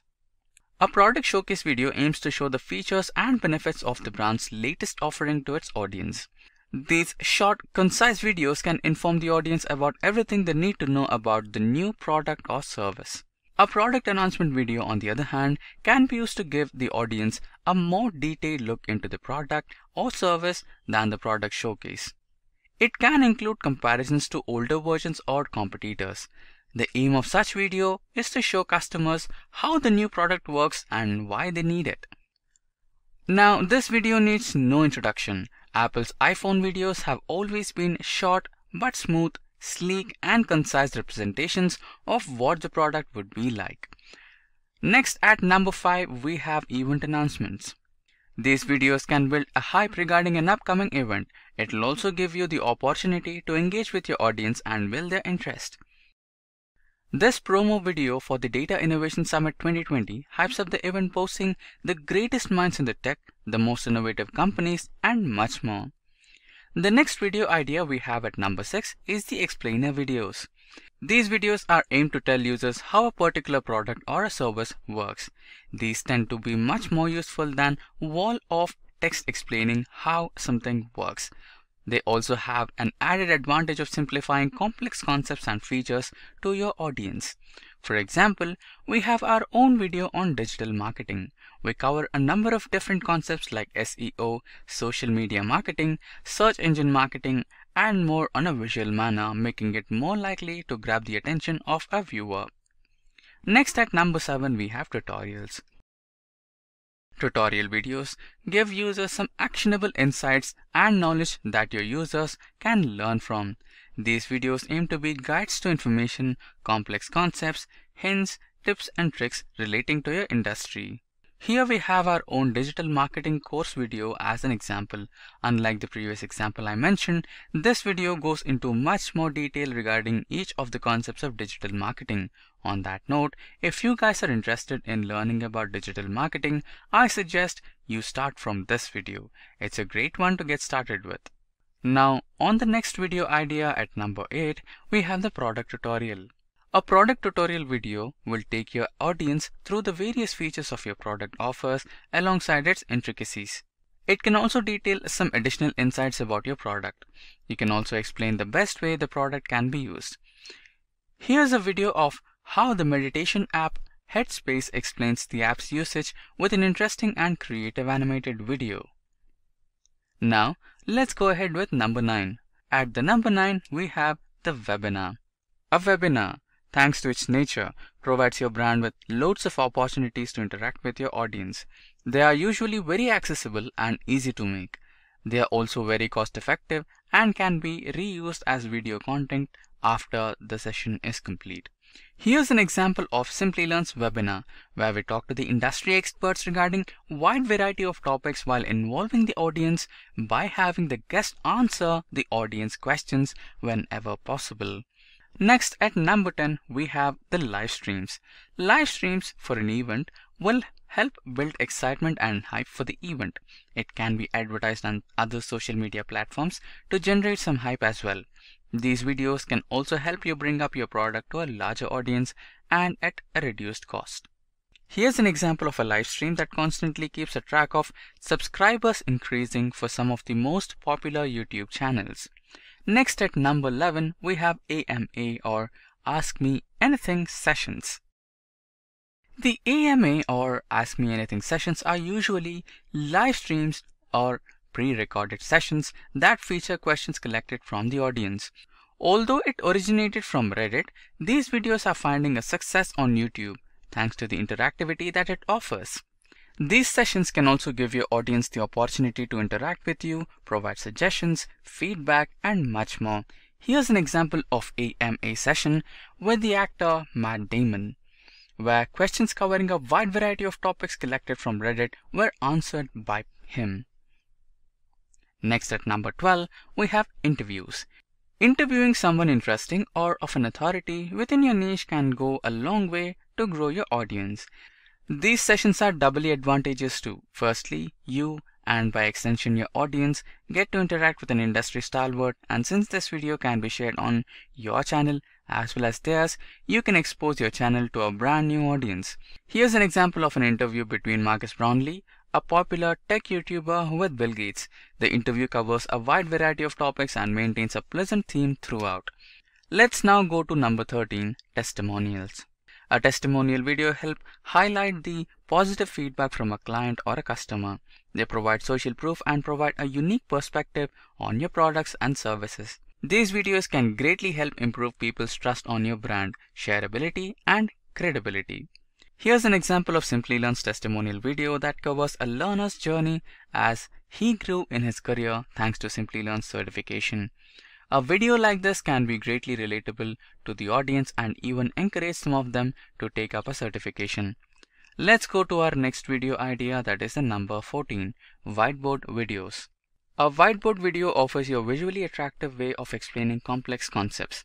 Usually, this involves a trained experts breaking through a complex topic on a whiteboard. Nowadays, there has also been the trend of digital whiteboard videos that work thanks to the visual style and charisma of the narrator. Here's an example of the whiteboard video Simplylearn created covering various concepts of social media marketing with the help of an engaging narrative and interesting visuals. Next up we have number 15, competitions. Competitions or contest videos give your audience the opportunity to get involved with your channel. These videos enable you to generate fresh and original content with little from your end. In an interesting example for foldable flight channel, users submitted their ideas for paper airplanes that would go to the farthest distance. The channel received a significant amount of submissions and saw considerable growth. Next we have 16, the lists. List videos are some of the most commonly found content on YouTube. Most users enjoy this type of content thanks to it being small, easily digestible, and bite-sized. These videos can cover a wide range of topics like options to choose from, the best products, techniques, and much more. The main advantage of these videos are they provide users with value while further involving them with your channel. Here's an example of a list that we have created on the top 10 skills you need to become a data analyst in the year 2021. If you're interested, don't forget to check it out. At number 17, we have case studies. Case studies talk about how your product or service have benefited clients and users. Videos like this can greatly improve relatability and making your brand seem more likable. Here's a video that analyzes Coca-Cola's marketing campaign and what it made one of the most popular brands in the world. Now, let's talk about content that may not be necessarily for a brand but for individual creators. At number 18, we have tech unboxing. These videos usually involve packages being opened for the first time. While these are fairly common for technology, these videos have also found success in fashion apparel. These videos enable the users to experience the products for the first time, sometimes even helping them decide between rival products. Here's an example of PS5 being unboxed by Marcus Brownlee, who goes into detail regarding each of its console components, controllers, and other specifications. At number 19, we have tech reviews. With tech reviews, you can talk about the various features of a particular product, what you liked about it, what you didn't, its price, and other practical information, and much more. Here we have an example of OnePlus 8 Pro being reviewed in detail, covering its many features, advantages, disadvantages, and much more. And finally, we have number 20, reaction videos. Reaction videos are exactly what the name says. You giving an emotional reaction to something like a movie trailer, music video, or TV episode. These videos encourage a large amount of engagement from the audience and make your brand seem more relatable. Here's an example of a reaction video involving teenagers reacting to the latest TikTok videos.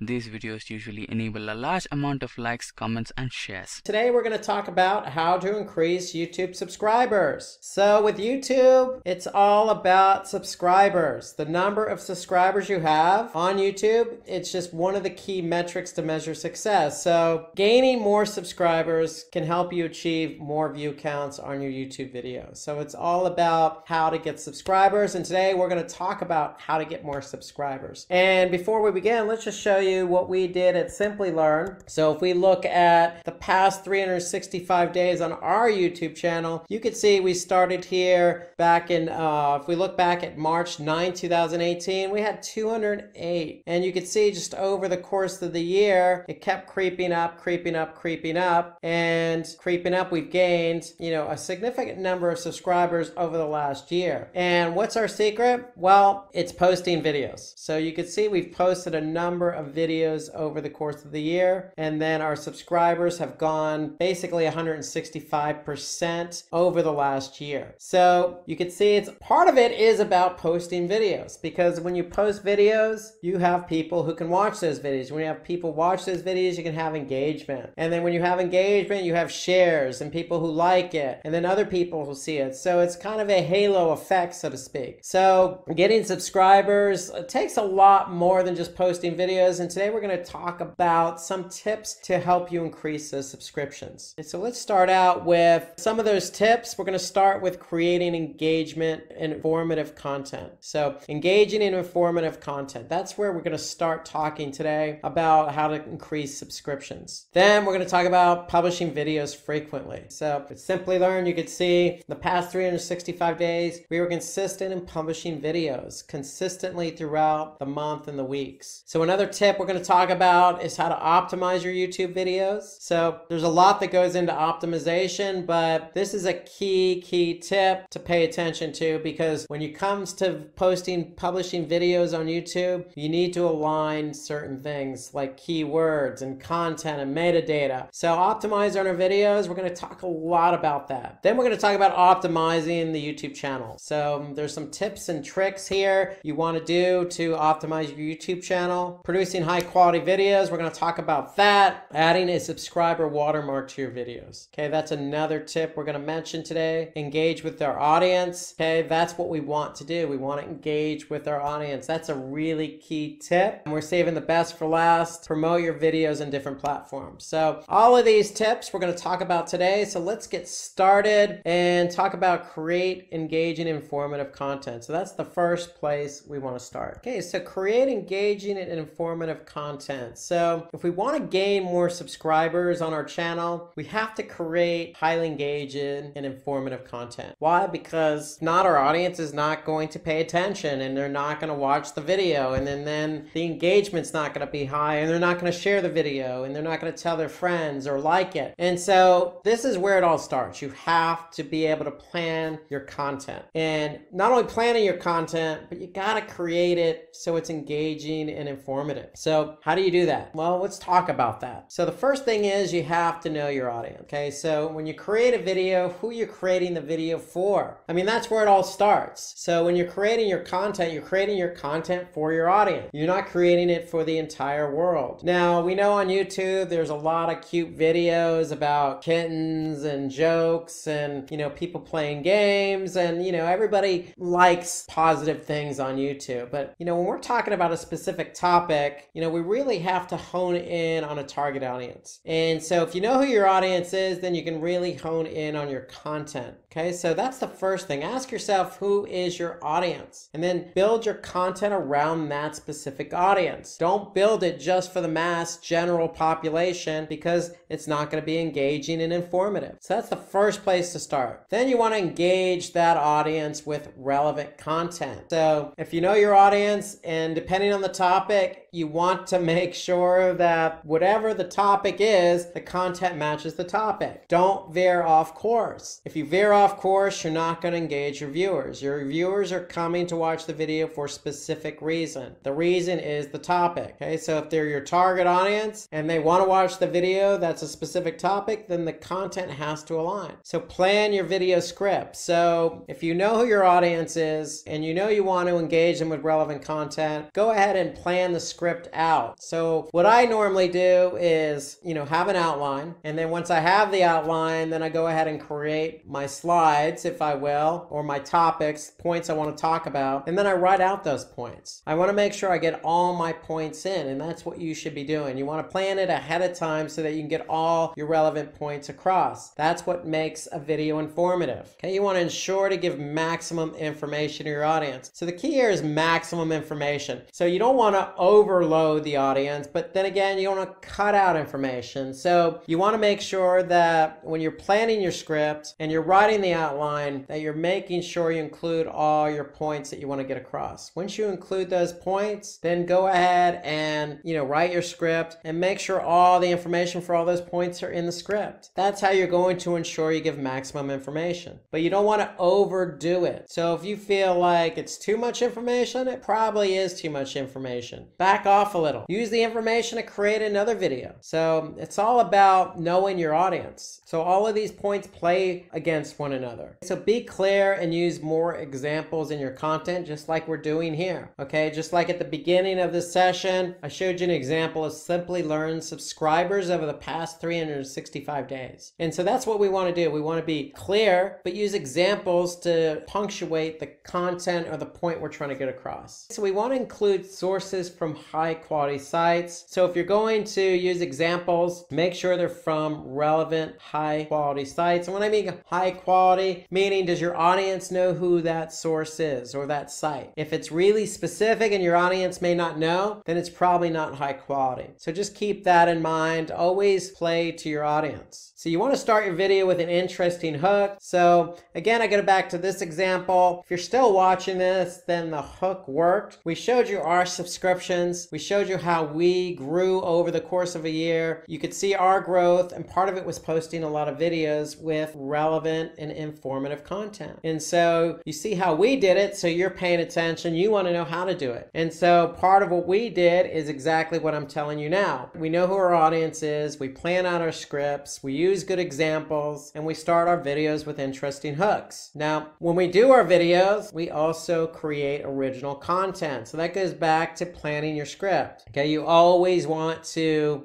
come across as original and informative. When you do that, you're going to be engaging. But if you're leveraging somebody else's content, then the engaging part may not resonate because it's not your content to begin with. So always, always, always use original content. Okay, so keep the content flow organized. So again, that goes back to an outline.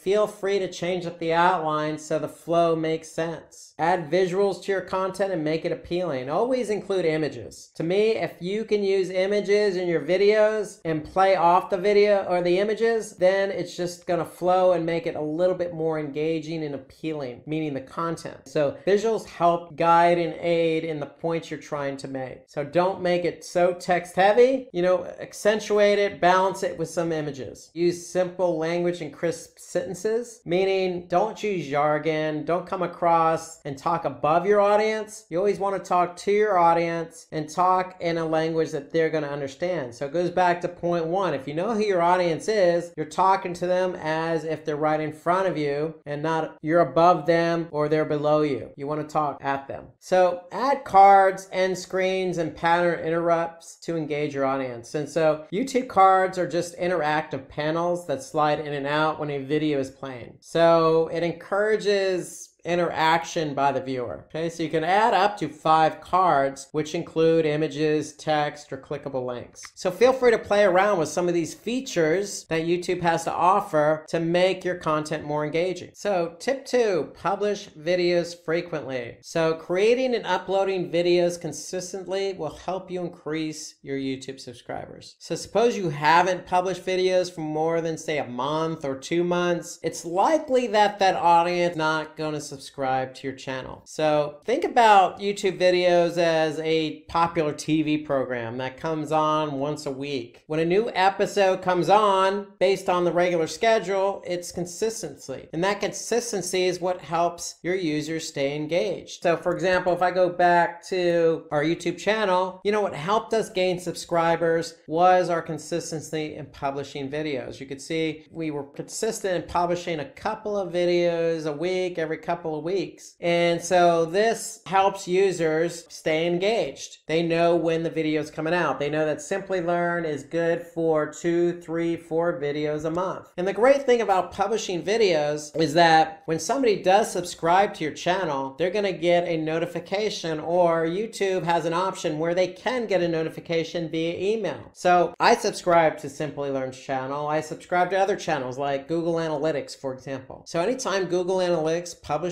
a video, I get an email that says, hey, Google Analytics YouTube channel just published a video. And the great thing is I'm checking my email and I'm getting this notification in Gmail. So guess what? I can watch the video right then and there just by clicking on the link in the email. I don't even have to go to the channel. But knowing that if you publish consistently and somebody does get the email once a week, then it's more likely they're going to engage, especially if the content is original, engaging, and informative. So So frequent video publishing equals more subscriptions. So according to Social Media Examiner, YouTube channels that publish videos more than once a week are performing much better. So if you can afford to publish more videos more than once a week, the chances of you gaining subscribers quicker are going to be greater. So keeping a fixed frequency can help you quickly gain more subscribers. Posting videos is almost like blogging. I always say start small. If you could do one blog post a month, and then once you get in a routine, then you can ramp up the frequency. So from one blog post, you could do 2 a month, then 4 times a month, then once a week or twice a week. Same with the YouTube videos. You want to get into a rhythm,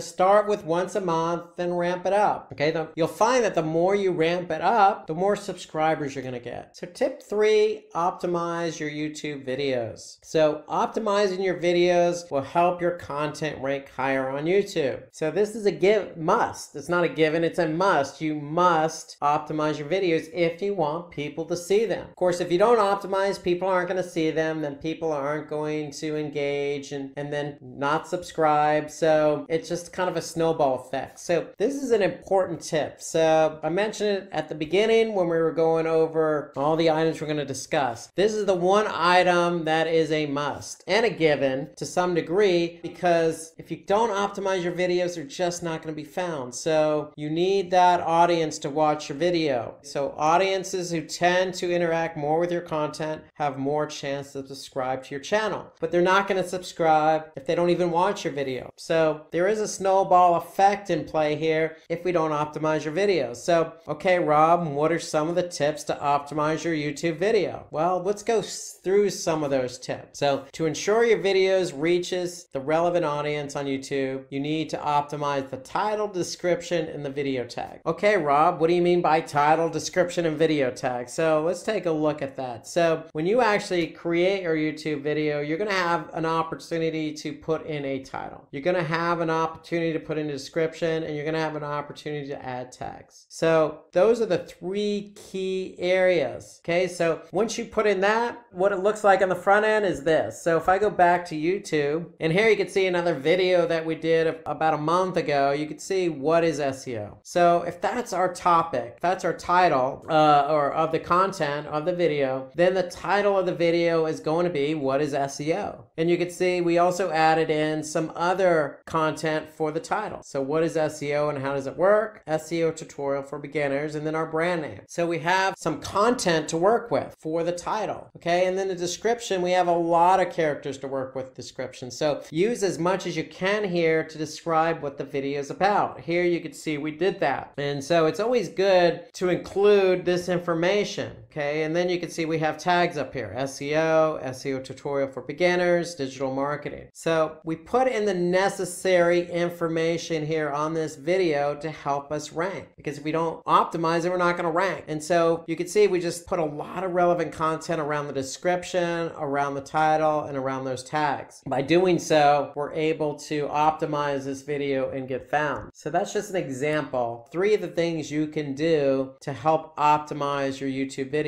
So if you want to watch more on how to optimize meta tags, then I suggest maybe watching the other video we did on the subject, how to rank YouTube videos. So this goes into more detail about how to optimize the title, the meta description, and the meta tags. But those are 3 quick fields or areas that you can use to optimize your video. So just something to keep in mind, write a long description with keywords, timestamps, and links. So what I mean by timestamps, with timestamp, an audience can choose the section of the video that they want to look for, and then links, prefer to include relevant links of your other videos. So those are just some additional tips to help keep your content engaging. So remember, when your content is engaging, then people are going to like it, people are going to share it and watch it later. So upload a captivating thumbnail. Okay, so you want to include a thumbnail that's going to grab people's attention. You want to upload a transcript of the video. So that goes back to when you're creating your content, when you write your original content, you want to keep a transcript of the content of the video so that you can upload that as well. And then add a start screen and end screen to your YouTube videos. So that way, when somebody plays the video, they're going to see it, what it looks like up front. And then when they finish it, they're going to see an end screen at the end. And so you just don't want to keep it dark and black and non-descriptive. So according to Backlinko, using an exact keyword in your video title can help you with rankings. So high ranking, more views, more subscribers. So that's what I've been saying all along. You need to get these videos optimized. So again, use an exact keyword in your video title. So let's go back again to that video I just showed you a couple minutes ago. What is SEO? So here we started out with a question, what is SEO? That's the name of the title. That's our exact title of the video.